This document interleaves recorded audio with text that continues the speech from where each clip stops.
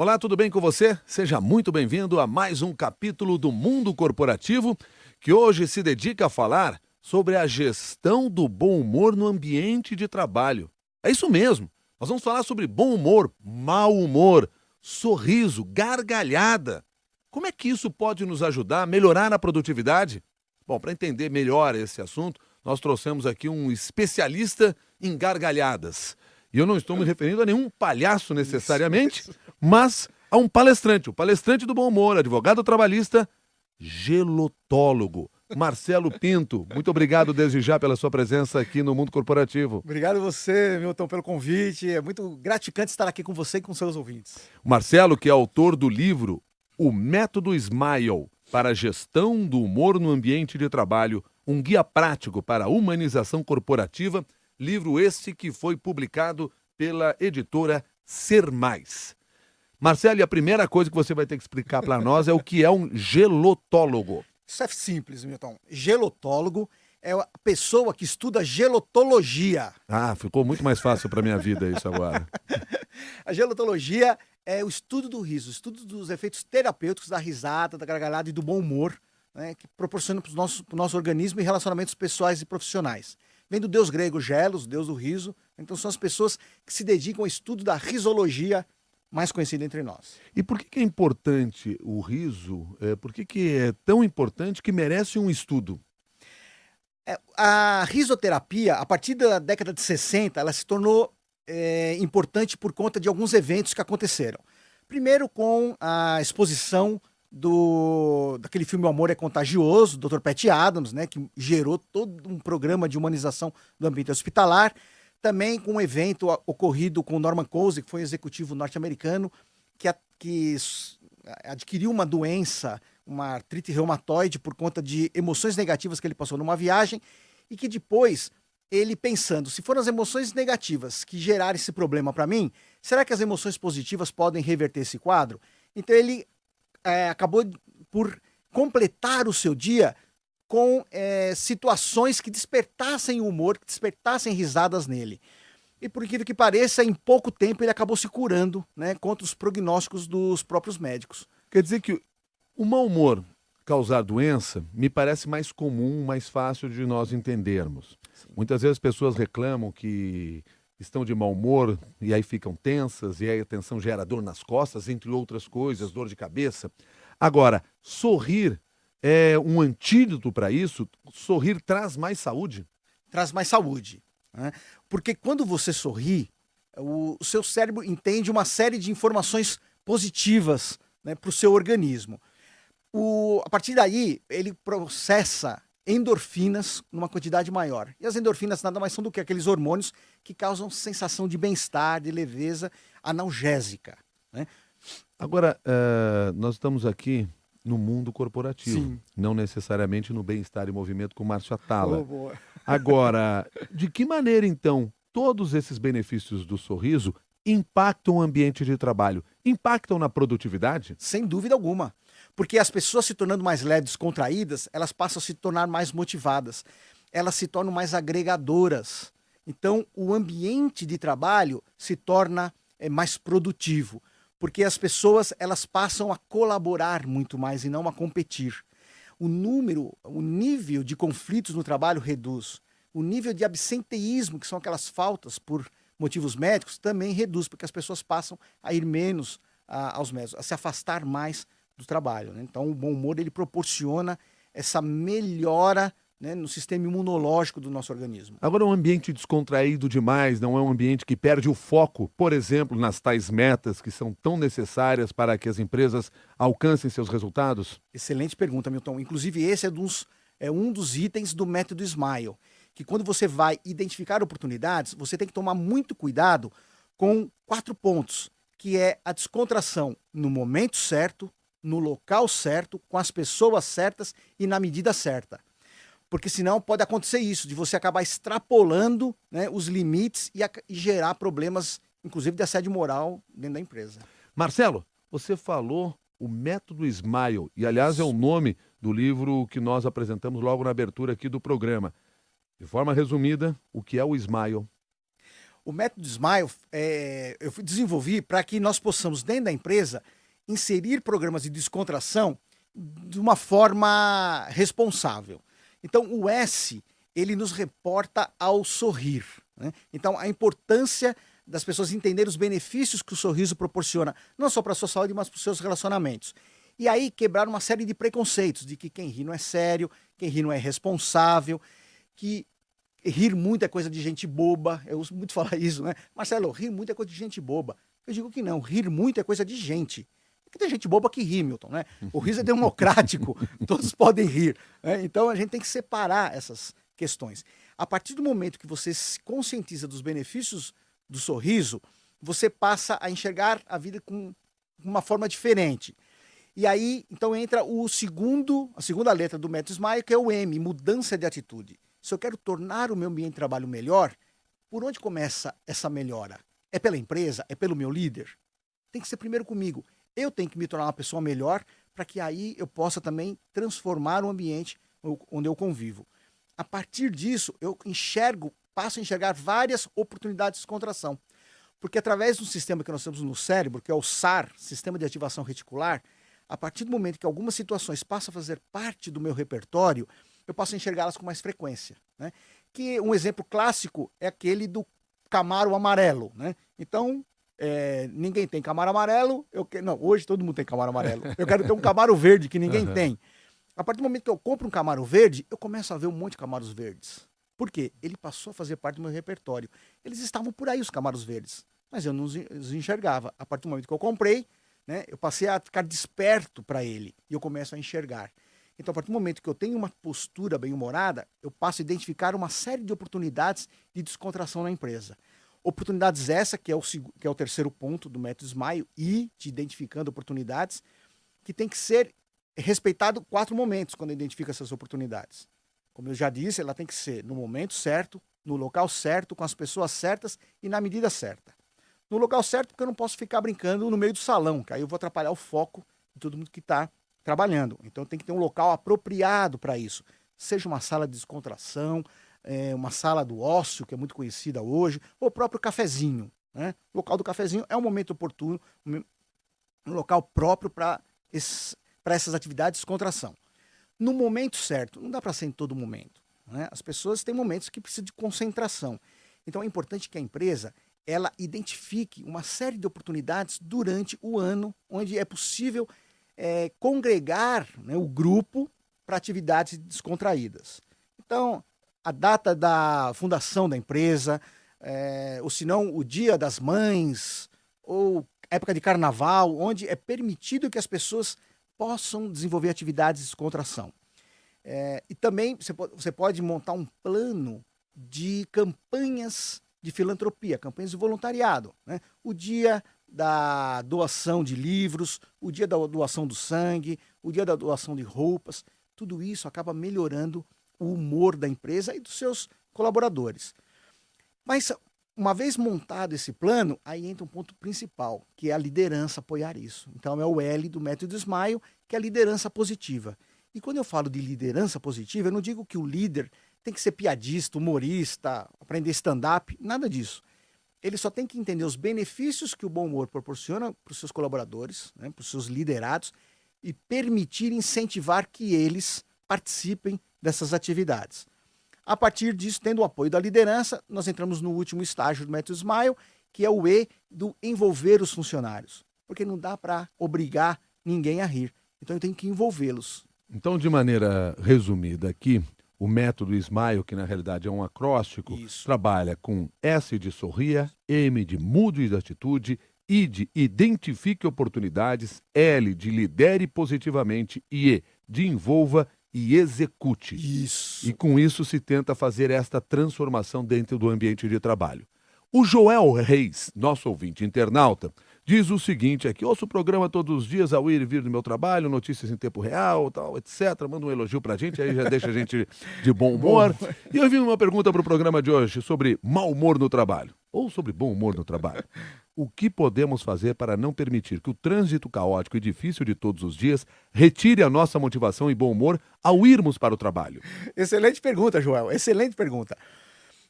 Quando nós falamos da questão da atitude positiva, é importante que nós entendemos pelo menos 4 momentos que essa atitude ela tem que prevalecer. Primeiro, com nós mesmos, né? Então nós temos que nos convencer de que o nosso dia vai ser um bom dia. Então já sair de casa com essa perspectiva. Deixar uma mensagem positiva em casa também, porque não dá para você estar bem e sair de casa chutando os cachorros, brigando com a mulher. Então você tem que deixar uma mensagem positiva dentro de casa, até para que você retorne também com essa expectativa positiva. A partir daí você está fortalecido para encarar o trânsito, né? E de fato o trânsito hoje é um dos principais agentes estressores do nosso dia a dia. Mas a partir do momento que eu estou convencido de que o meu dia vai ser bom, eu tenho que entender uma coisa. Se o cara do trânsito está buzinando para mim, e eu tô fazendo o meu trabalho certo, eu estou na minha pista, eu estou certinho, o problema é estar com ele, não está comigo, né? Se o outro motorista me corta, o problema está com ele, não está comigo. Então nós temos que entender isso para que não deixemos que esse mau humor externo acabe nos contaminando. Isso nós estamos falando do trânsito, mas isso se encaixa em qualquer das situações de estresse que nós passamos naturalmente num ambiente urbano. Sem dúvida alguma. Entender que o mundo gira, né? Que nós não somos o centro das situações. Se a pessoa está nervosa, o motivo não somos nós, muitas das vezes, né? Mas a gente acaba assumindo esse motivo para nós. Acha que ela está nervosa por minha culpa. E não é isso que acontece. O Emerson Silva, pelo Twitter, diz que a namorada dele tem conflitos com uma colega de trabalho. Isso tira o humor dela. Como lidar com isso? Isso e é recorrente no dia a dia, né? Primeiro, eu recomendo que se dialogue, que converse, que ela chame a sua colega e explique o que não está lhe agradando. Fala assim, ó, tais atitudes suas não estão me agradando, né? Tem como nós entrarmos num acordo nesse ponto? Entendeu? A única forma de nós resolvermos situações de conflito no trabalho é o diálogo. Durante alguns anos, eu fui um ombudsman interno na empresa onde eu trabalhei. Então, eu recebia as reclamações dos funcionários. E a maior parte dessas reclamações era que não havia diálogo. Ah, mas eu estou assim chateado por quê? Porque meu chefe não fala comigo, ou porque fulano de tal fez uma brincadeira e eu não gostei. Mas você falou para ele que você não gostou? Porque muitas das vezes as pessoas fazem brincadeiras com nós para não deixarmos essa pessoa magoada, nós até esboçamos um sorriso e a pessoa acha que está agradando e continua com a brincadeira. E isso não está nos fazendo bem. Então é importante haver essa assertividade, né? Falar de uma forma educada, mas colocar os pingos nos is.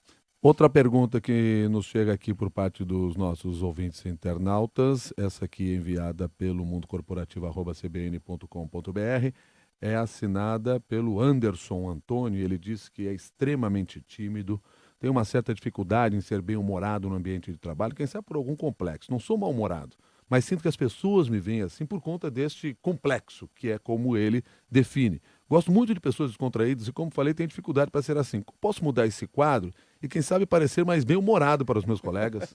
Excelente pergunta, Anderson. Veja bem, não é pelo fato de ser introvertido que a pessoa é mal-humorada, né? Introversão não é sinônimo de mau humor, muito pelo contrário. Tem pessoas que são introvertidas, que expressam a sua alegria, o seu humor, de forma diferente, né? Então, é importante ele entender isso. Primeiro, ser introvertido não é ser mal-humorado, ok? E para que ele se torne, entre aspas, uma pessoa bem-humorada, né? Porque bem-humorado todos somos, nós só temos que estimular os bons humores dentro do nosso organismo. E isso com ações sempre positivas. Uma dica seria que ele comece a andar com mais frequência com pessoas que ele entenda que são bem-humoradas.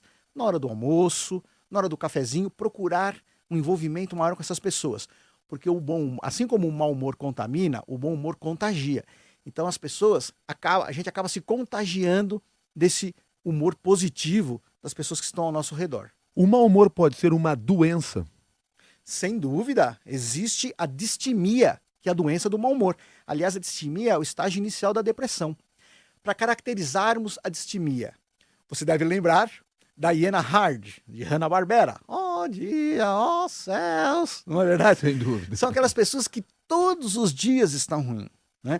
Então nós temos que separar muito bem esses dois maus humorados. Tem aquele mal-humorado, que é o mala, né? Que ele só é mal-humorado com você. Porque quando o chefe chega, ele fica bem-humorado. Então esse é um mal-humorado chato, né? Que só conta piadas preconceituosas e que quando você faz piada com ele, ele não gosta. que só põe apelidos pejorativos nos outros, e que quando você põe o apelido nele, ele não gosta, né? Que fica dando aquelas espetadas, depois fala que era só brincadeirinha, né? Mas aí já passou o recado. Esse aí é o mal-humorado mala. Mala, sem alça, sem rodinha. Agora tem aquele outro mal-humorado, que mesmo quando o chefe chega, ele continua mal-humorado, né? E que para ele, qualquer coisa que aconteça de bom, ele acha que é prenúncio de alguma coisa ruim que vai chegar. Então esse é um mal-humorado crônico, é uma patologia, que é a distimia, né? Para isso existe tratamento médico, existe até que a pessoa pode melhorar. E é importante identificarmos isso, porque muitas das pessoas distímicas não reconhecem isso como doença. E tem tratamento, quer dizer, você pode se transformar, não mal-humorado pelo menos, não vou dizer que vai ser um bom-humorado, sorridente, etc., mas você pode mudar A isso. distimia, sim, existe, procurando um médico, especialista, ele consegue reverter esse quadro. A propósito desse assunto, já que nós estamos falando aqui de doença, o Ricardo Bing Reis mandou para cá mensagem dizendo assim, ó, caso seja muito suspeito de algum colega de trabalho ser padecente de algum transtorno ou distúrbio de personalidade, não sabedor de si mesmo, né, dos seus problemas, tal, como proceder para ajudá-lo e também não contaminar todo o ambiente de trabalho com isso? Sim.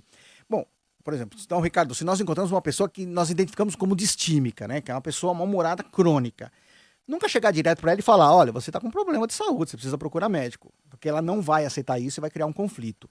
Então olha, hoje eu ouvi uma reportagem na CBN falando sobre bom humor, e sabe o que eu descobri? Que tem pessoas que têm uma doença chamada distimia, que é doença do mau humor, que todo dia tá assim. Ou seja, nos usa como desculpa. Isso. Boa. Tá joia? Quer dizer, não tá indo diretamente, mas tá passando o recado. A pessoa vai entender, ela vai se identificar com esse problema e vai acender uma luzinha nela. Provavelmente ela vai entrar no site do Mundo Corporativo de hoje para assistir essa matéria, para ver, opa, deixa eu ver o que ele está falando, né? Vai pesquisar mais sobre a questão da distimia, vai se identificar com isso e vai procurar uma orientação médica. O Ricardo Melo pega num ponto também que você já falou aqui. O Ricardo Melo está nos acompanhando pelo Twitter. Ele disse, eu estou ouvindo vocês. Então, aproveitando, segue uma pergunta. Como lidar com um colega que só faz piadas preconceituosas? Isso aí é um caso sério. Se você for líder dele, é melhor, né? Fica mais fácil, porque você pode chegar, ser incisivo, falar assim, eu não gosto desse tipo de brincadeira, não quero esse tipo de brincadeira. Por quê? Porque isso pode gerar problemas para a empresa. E um dos principais é assédio moral, né? Então, quando nós fazemos esse tipo de brincadeiras com as pessoas, a gente começa a potencializar um problema que lá na frente vai gerar situações de assédio moral, que gera processo, e quem responde é sempre a empresa, nunca o funcionário nem o gestor. A empresa responde por isso. Então, se eu sou gestor, eu posso ser incisivo nesse ponto. Se eu sou um colega, eu também posso orientar sobre isso. Assim, olha, esse tipo de brincadeira que você está fazendo não é aceitável dentro da empresa, e você sabia que isso pode gerar um problema mais sério, do qual você pode também ser responsabilizado, entre aspas, com uma possível demissão, que são situações de assédio moral dentro da empresa. Você, como advogado trabalhista, atuou muito nessas questões de assédio moral? Porque você trata sobre isso no livro O Método Smile. Sim, atuei. Não diretamente no processo, eu consegui evitar uma série de processos para a empresa por conta disso, até ocupando a posição de ombudsman, né? Porque eu deixava muito claro para as pessoas a linha tênue entre essas brincadeiras, que muitas são até bem intencionadas, mas mal aplicadas, né? A pessoa aplica numa medida excessiva. Então, isso é muito interessante nós conversarmos. Por isso que eu falo que as empresas, elas têm um papel importante nisso, de trazer esse tema para dentro, para discussão entre os seus funcionários, com enfoque inicial, né, de assédio moral, né, porque isso acaba chamando a atenção das pessoas por conta disso, e a partir daí você abre uma frente para tratar de outros assuntos onde o riso, o bom humor, ajuda no desempenho da empresa, com redução de estresse, redução de conflitos, absenteísmo. Marcelo, outra pergunta aqui, assinada pelo Rob Malvão, através do e-mail.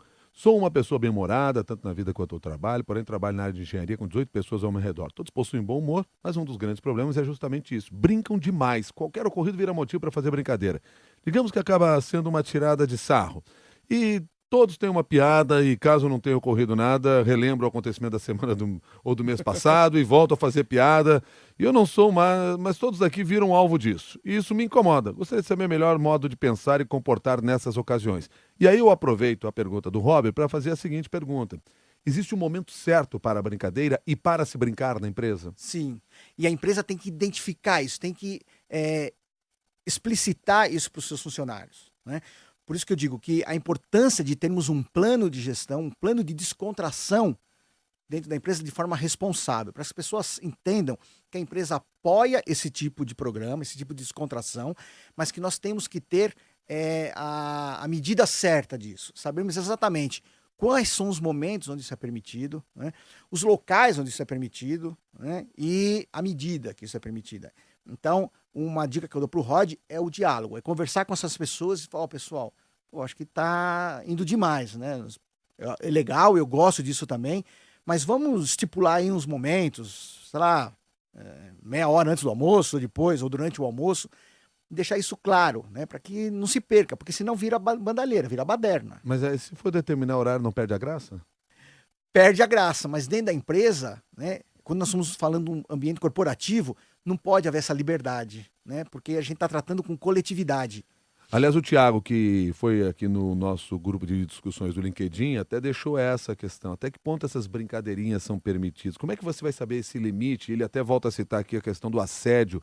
Como controlar esse limite e realmente entender quando você está extrapolando ou não? Mais uma vez, Thiago, é o diálogo. Eu tenho que avisar, eu tenho que informar a pessoa que está interagindo comigo que ela está passando dos limites, né? Pois é, mas o detalhe é, o que é o limite? O limite é o outro, o limite é imposto pela empresa?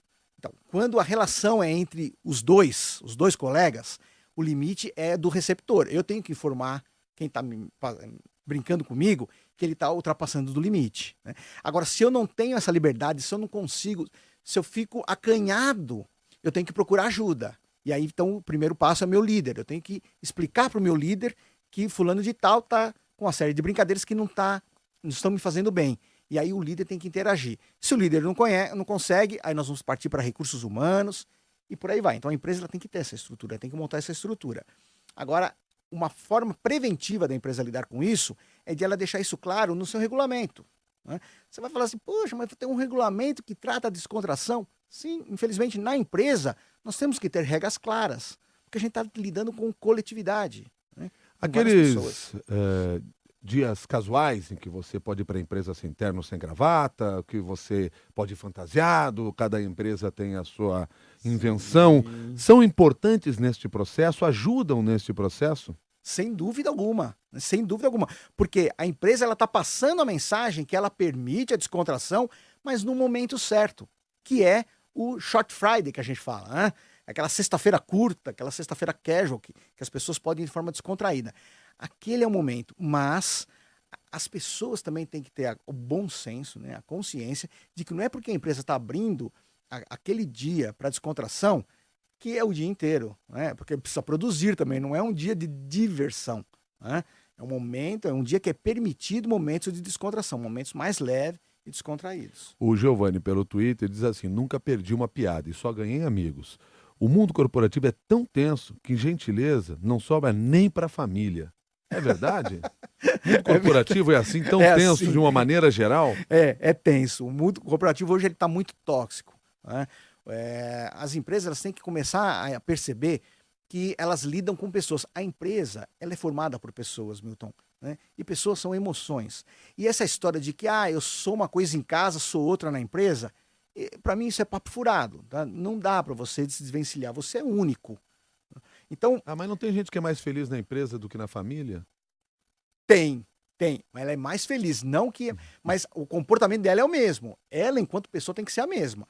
Eu até acho que deveria ser o contrário, ser mais feliz na família do que no emprego, né? Porque o emprego é uma obrigação que você tem que cumprir, a família você escolheu, etc. Mas enfim, vamos a essa questão. Sem dúvida. Né, que você estava explicando. Quer dizer, não existem eu sou só mal-humorado dentro da empresa, não sou no meu dia a dia, eu só sou no meu dia a dia dentro da minha empresa, eu não sou. Essas coisas não existem de uma maneira geral. Dependendo da empresa que você trabalha, o seu humor pode alterar. Então eu saio de casa bem-humorado, aí eu chego na empresa, o meu líder não está num bom dia, né? Já me dá uma chamada de atenção por uma coisa que eu não fui responsável, isso pode mudar o meu humor. Daí a importância de eu estar convencido de uma atitude positiva, porque eu vou entender que talvez o meu líder não esteja num bom dia e ele está descarregando isso comigo, então o problema não é meu, é dele. Então eu tenho que receber essa energia negativa dele, mas não deixar que isso me contamine e nem repassar isso para os demais colegas, porque isso é um grande problema, principalmente na liderança mediana. Recebe uma chapuletada do diretor e já vai logo repassando para os seus liderados, coisa que isso não deve acontecer. Né?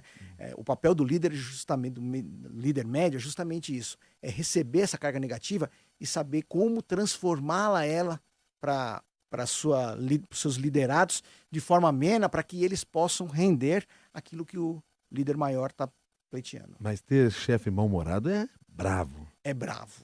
Não é fácil. Não é fácil. Não é o caso do Emerson Silva, que nos escreve aqui, que adora, certamente, os líderes todos que trabalham, os gestores da empresa dele. Ele está falando aqui apenas em teoria no Twitter. Ele diz assim: os gestores são os responsáveis pelas tomadas de decisões da empresa. Como lidar com um gestor mal-humorado?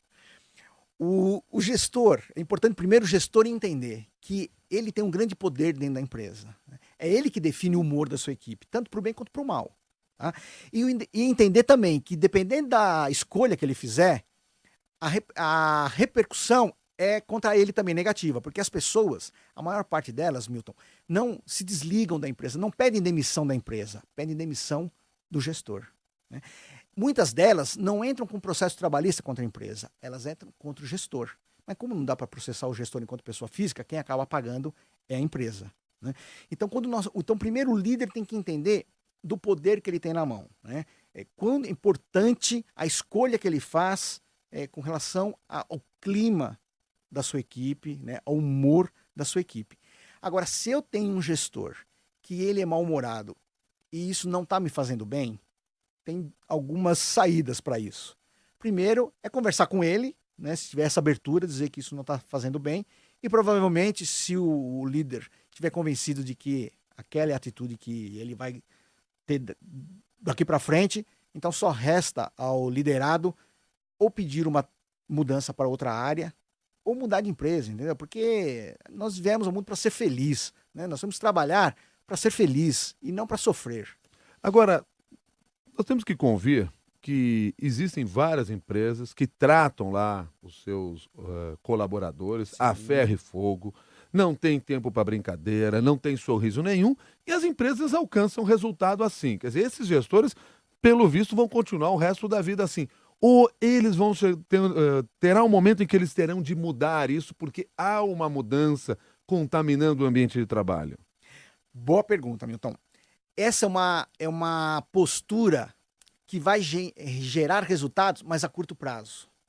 Ele não vai conseguir manter uma equipe de forma tóxica por muito tempo. As pessoas vão adoecer. Né? É aquela questão entre ser colaborativo e competitivo. Tem empresas que estimulam seus funcionários a serem competitivos. Com isso, eles conseguem atingir metas num curto espaço de tempo. Mas isso deixa o funcionário em frangalhos. A pessoa fica esgotada. Então, vai chegar um momento que ela vai adoecer ou vai mudar de empresa. Um movimento que nós percebemos que está crescendo são empresas que buscam essas certificações para se tornar uma empresa melhor para se trabalhar. Né? Então, as empresas que não enxergaram isso ainda, elas vão começar a perder seus talentos para essas novas empresas. A Mônica Viana traz uma outra questão pelo e-mail. Estou ouvindo vocês e gostaria que o Marcelo Pinto abordasse o conflito existente entre a geração Y e a geração X, pois o time das duas é fator de conflito constante. Boa pergunta, Mônica.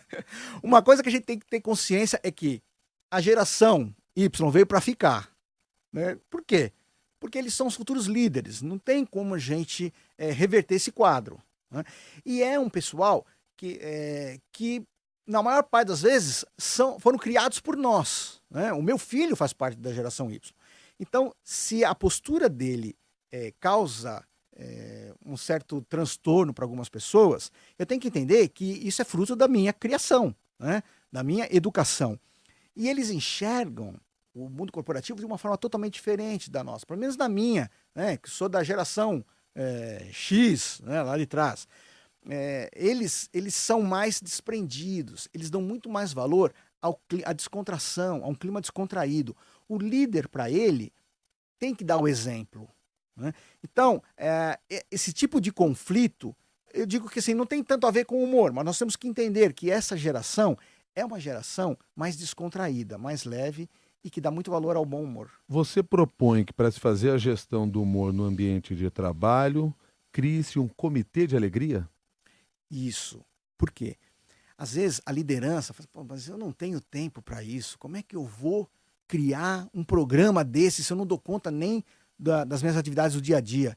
Então ele tem duas opções. Ele pode contratar um consultor do humor, né, para que ajude ele a isso, ou criar um grupo específico de pessoas para que identifique essas situações bem-humoradas dentro da empresa e crie esse programa, que é o Comitê da Alegria que eu digo. Esse Comitê da Alegria ele pode ser aquela equipe que cuida da comunicação interna da empresa, ou uma equipe multidisciplinar, né, composta por recursos humanos, marketing, que tem ótimas ideias, né, pessoas da área de qualidade de vida. Por que é importante isso? Para que nós tenhamos pessoas que tenham legitimidade, né, para, inclusive, fazer esse tipo de interlocução junto com aquele piadista, né, porque às vezes eu não consigo conversar com ele, porque eu tenho receio de como ele vai receber a minha crítica. Então eu chego para o Comitê da Alegria e falo assim, olha, vocês podem conversar com o fulano de tal, porque ele está com umas brincadeiras que não estão me fazendo bem. Então ele sabe que essa comissão tem legitimidade para cobrar dele uma mudança de postura. Para fechar aqui essa nossa conversa, bom humor com responsabilidade. Bom humor com responsabilidade. É o bom senso de humor, né? É importante que as empresas começam a trazer essa discussão para dentro do seu ambiente, através de palestras de conscientização, de sensibilização, para que as pessoas entendam que a brincadeira ela tem que ter momento certo, hora certa e a medida certa. Marcelo, muito obrigado pela sua gentileza de conversar conosco aqui, Obrigado trazer um você, pouco desse Tom. seu bom humor ou do método para se ter um melhor humor dentro das empresas. Até uma nova oportunidade. Até a próxima. Obrigado. Muito obrigado. Um abraço a você. Marcelo Pinto é palestrante do bom humor, advogado trabalhista, gelotólogo e autor do livro O Método Smile para a Gestão do Humor no Ambiente de Trabalho, um guia prático para a humanização corporativa, livro este editado pela Ser Mais. A você que participou aqui deste Mundo Corporativo, o meu agradecimento. Você colaborou muito mandando suas perguntas e nos acompanhando ao vivo. Lembrando que esta conversa você pode levar para as redes sociais, debater com seus amigos e, se quiser, entrar no nosso grupo de discussões lá no LinkedIn, Mundo Corporativo na CBN. Vai até lá, participe, colabore, porque assim a gente consegue fazer com que essa informação se espalhe por todos os cantos. E quem sabe a gente consiga transformar o ambiente de trabalho, fazendo com que esse ambiente seja muito mais bem-humorado e muito mais agradável para se trabalhar. Combinado assim? Até o próximo capítulo do Mundo Corporativo.